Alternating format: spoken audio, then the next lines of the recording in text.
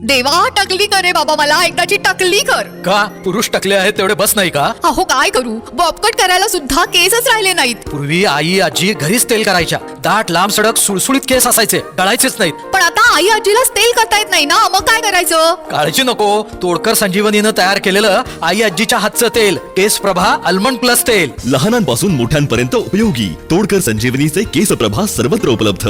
ना याचं ना त्याचं आमचं.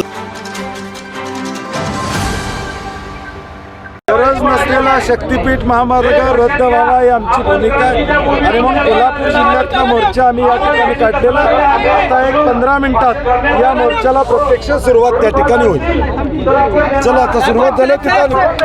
या सगळ्या मोर्चाच्या पार्श्वभूमीवर मोठ्या प्रमाणात नोटिसा पाठवण्यात आलेल्या आहेत. नाकाबंदी काही ठिकाणी मला वाटतं दडपशाही चाललेली आहे शासनाची. मोर्चा निघूच नये यासाठी शासनाची दडपशाही चाललेली आहे, परंतु दडपशाही संपून या ठिकाणी शेतकरी रस्त्यावर उतरतील आणि आज काही ठिकाणी सर्वेक्षण सांगलीत मोजणी चालू केली आहे, सोलापूरमध्ये.